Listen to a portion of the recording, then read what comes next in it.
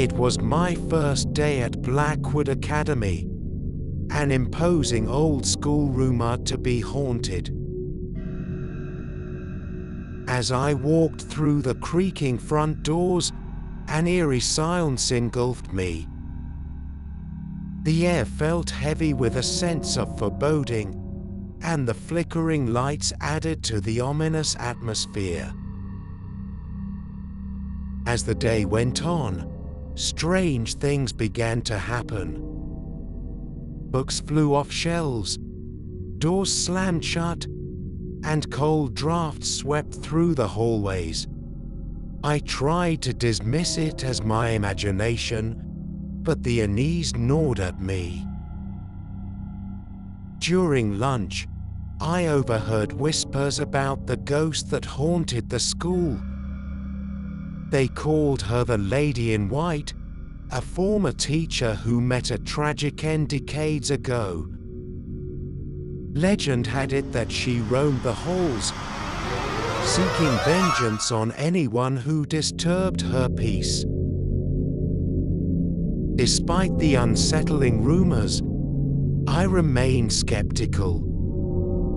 That is until I decided to explore the abandoned wing of the school during recess.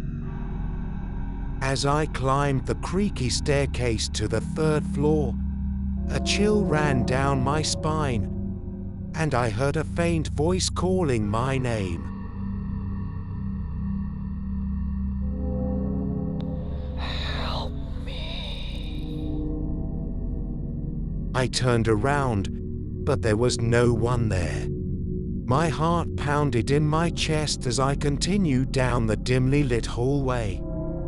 The walls seemed to close in on me, and I felt an overwhelming sense of dread. Find me. I followed the voice to a dusty, forgotten classroom. The door swung open on its own, revealing an eerie sight. The walls were covered in eerie symbols and old, faded photographs. In the center of the room stood an ancient chalkboard with a single message written in chalk. Help me find the truth.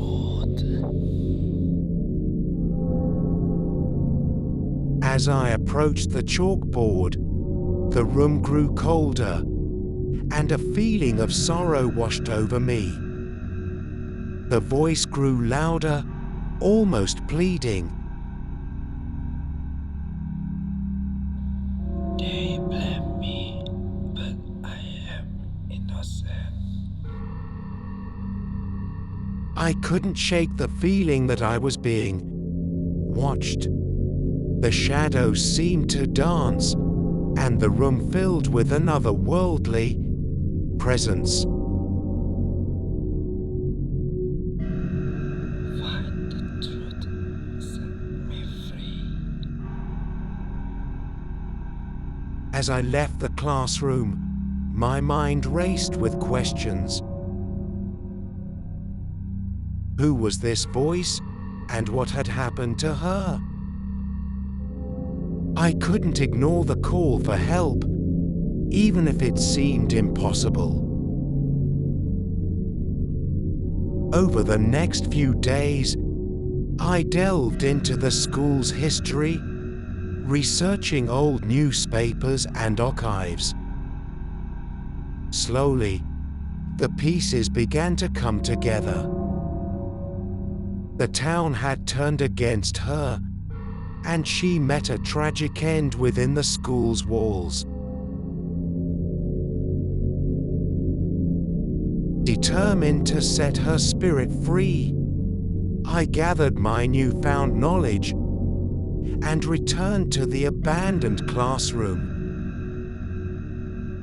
Armed with a sense of purpose, I reached out to the spirit, speaking with empathy and understanding.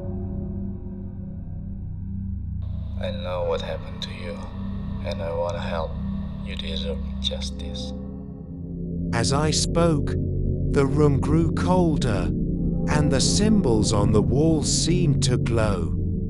The voice became more distinct, filled with anguish and sorrow. Thank you. I've been trapped here for so long. I'll find a way to clear your name, I promise. Seek the truth and set me free. Over the next few weeks, I delved deeper into the mystery, uncovering forgotten records and speaking with long-time residents of the town. Slowly, I pieced together the truth: the real culprit behind the crime had never been caught. Armed with this newfound knowledge, I approached the local authorities, presenting the evidence I had gathered. They were skeptical at first, but the weight of the truth was undeniable. You need to right this wrong. The lady in white deserves justice. The authorities reopened the case, and the true criminal was brought to justice, decades after the wrongful accusation. As the town began to heal, the presence of the lady in white grew fainter, and the school's haunting atmosphere began to dissipate.